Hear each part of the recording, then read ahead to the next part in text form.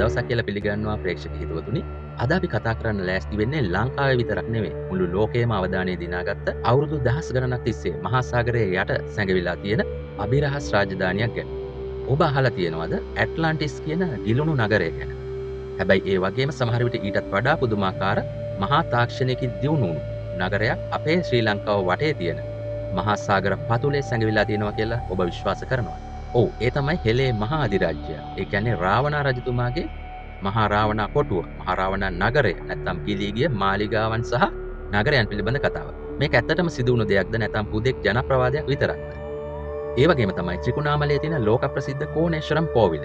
එය පිටුපස තියෙන අභිරහස මොනවාද? පෘතුගීසින් විසින් මේ කෝවිල මුහුදට තල්ලු කරලා දැම්මේ ඇයි? සර් ආතර් සී ක්ලාක් විසින් මුහුද යටින් සොයාගත් මේ මහා නිදානය මොකක්ද? අද අපි මේ හැම දෙයක් ගැනම විද්‍යාත්මකව වගේම ඓතිහාසික සාක්ෂියක කතා කරන්න ලෑස්ති. ඉතින් හිතවතුනි ඔබ තාමත් අපේ channel එක subscribe කරලා නැත්නම් දැන්ම subscribe කරන්න. අපි මුලින්ම යමු ලංකාවේ දකුණු සහ නැගෙනහිර මුහුදු තීරයට. ඔයාලා අහලා ඇති මහා රාවණා ප්‍රදීපාගාරය. ඒ වගේම කුඩා රාවණා ප්‍රදීපාගාරය කියන ප්‍රදීපාගාර දෙක, ලයිට් හවුස් දෙක ගැන. මේ ප්‍රදීපාගාර හදලා තියෙන්නේ මුහුද මැද තියෙන ස්වභාවික ගල්පර උඩ. හැබැයි මේවා නිකන් ගල්පර නෙවෙයි.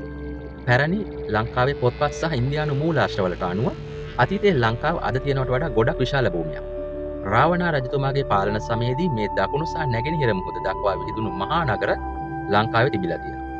රාමායන කතාවට අනුව මහා රාවණා යුද්ධයෙන් පස්සේ පෘථිවියේ ඇති වුණු මහා සුනාමි තත්ත්වයක් නිසා මේ භූමිය මුහුදට බිලි වුණා කියලා ජනප්‍රවාදවල සඳහන් වෙනවා. දීවරයෝ සහ මුහුදු කිමුදුම්කරුවන් පවසන විදිහට මේ රාවණා ගල්පරාශ්‍රිත මුහුදු පතුලේ මිනිසුන් විසින් නිර්මාණය කරපු ප්‍රකාර පඩි පෙල් සහ ගොඩනැගිලි විවිධාකාර නිර්මාණ ව්‍යුහයන් දකින්න ලැබෙනවා. විද්‍යාඥයන් පවසන්නේ මීට අවුරුදු 10000කට පෙර අවසාන අයිස් යුගයේ ඉවර වෙනකොට ලෝකයේ මුහුදු මට්ටම අඩි 300කින් විතර ඉහළ ගිය බවයි. එහෙනම් මේ කාලේ ලංකාවේ වෙරළා ආශ්‍රිතව තිබුණු මහා ශිෂ්ටාචාරයක් මුහුද යටට ගියා වෙන්න හැකියාව තියෙනවා. දැන් අපි හැරෙමු අපේ කතාවේ ප්‍රධාන තැනකට. ඒ තමයි ත්‍රිකුණාමලයේ පිහිටි කෝණේශ්වරම් කෝවිල. එහෙම නැත්නම් දහසක් ස්තම්භයන්ගේ දේවාලය. The Temple of the Thousand Pillars. මේ කෝවිල පිහිටලා තියෙන්නේ මුහුදට නෙරාගේ ස්වාමි පර්වතය, ස්වාමි රොක් කියන පර්වතයේ මුදුනේ. මේ ස්ථානයට රාවණා රජුරුවන්ගේ ඍජු සම්බන්ධයක් තියෙනවා. ජනප්‍රවාදයේ ඉන්න විදිහට රාවණ රජතුමා සහ ඔහුගේ මව මේ ස්ථානයේ තිබුණු ශිවලිංගයට දැඩි ලෙස වන්දනාමාන කරලා තියෙනවා. එක් අවස්ථාවක තමන්ගේ මව වෙනුවෙන් මේ මහා පර්වතයේ දෙකට කලන්න රාවණා රජු තමන්ගේ කඩුවෙන් පහර දුන්නා කියලා කියනවා. අන්න ඒ නිසා අදටත් මේ පර්වතයේ දකින්න ලැබෙන මහා පිපිරුම. ඒකට අපි කියනවා රාවණා කැපුම. එහෙම නැත්නම් රාවණා ක්ලෙෆ්ට් කියලා. අන්න ඒක ඇති වෙලා තියෙනවා කියලා ජනප්‍රවාදයේ සඳහන් වෙනවා. මේ සොබාදහමේ නිර්මාණයක් නැත්නම් අතීතයේ තිබුණු තාක්ෂණයකින් කරපු දෙයක්ද කියන එක අදටත් අභිරහසක්. නමුත් මේ කෝණේශ්වරම් කෝවිලට සිද්ධ වුණු මහා විනාශය ගැන ඔයාලා දන්නවද?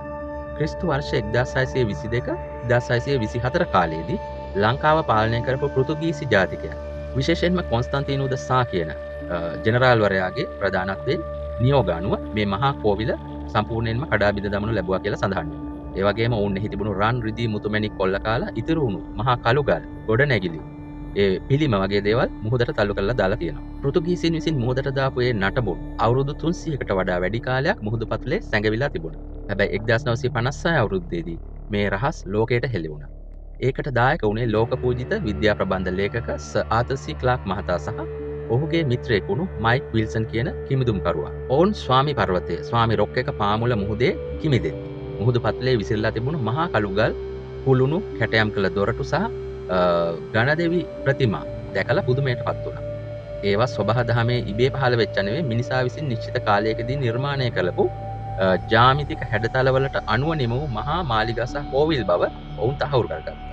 ඒ වගේම පෘතුගීසීන් ප්‍රහාරය එල්ල කරන වෙලාවේ එහි හිටපු පූජකවරුන් විසින් මුහුදට දාලා සංගවපු ඉතාම වටිනා රන් සහ ලෝකඩ පිළිම රැසක් පසුව ඔවුන් සොයාගත්තා. ඒ අතරින් රාවණා රජු විසින් කෛලාශ කූටයෙන් රැගෙන ආවායයි විශ්වාස කරන ස්වයම්භූ ලිංගය එහෙම නැත්නම් ඒ ශිවලිංගයේ කොටස් නැවත මුහුදු පතුලෙන් ගොඩ ගැනීම ඇත්තටම ආශ්චර්යයක් වුණා. හිතවතුනි මේ හැම සාක්ෂියකින්ම අපිට පැහැදිලි වන්නේ මොකක්ද? ලංකාව වට කරලා තියෙන සාගරය කියන්නේ නිකන් වතුර පිරුණු තැනක් නෙවෙයි. ඒක ඇතුලේ අපේ අතීත මුතුන් මිත්තන්ගේ රාවණා පරපුරේ මහා තාක්ෂණය සහ ශිෂ්ටාචාරයන් වැළලීලා තිබෙනවා. ඒක රහස් ගබඩාවක්. කෝණේශ්වරම් මුහුදු පතුලේ තියෙන නටබුන් අදටත් සාක්ෂි දරනවා අතීතයේ අපිට තිබුණු ඒ මහා වාස්තු විද්‍යාත්මක දියුණුව ගැන. රාවණාගේ ගිලුණු නගරය කියන්නේ හුදෙක් ප්‍රබන්ධයක් නෙවෙයි. ඒ සාගර විද්‍යාත්මකව සහ භූගෝලීය සාධක මත පදනම් වුණු සැබෑ ඉතිහාසයක කොටස් වෙන්න තියෙන ඉඩකඩ ගොඩක් වැඩි. ඉතින් හිතවතුනි ඔබට මොකද හිතෙන්නේ? රාවණ රජතුමාගේ මාලිගා තවමත් මේ මුහුදු පතුලේ සැඟවිලා ඇතිද? ඔබගේ අදහස් පල්ලෙහායින් කමෙන්ට් කරන්න. ඒ වගේම මේ වගේ තවත් අභිරහස් සහ ඓතිහාසික තොරතුරු දැනගන්න අපගේ සිලෝන් ඇකඩමියා channel එක subscribe කරන්න. ඉතින් නැවතත් දිනක අප හමු වන තුරු ඔබ සැමට සුබ දවසක්.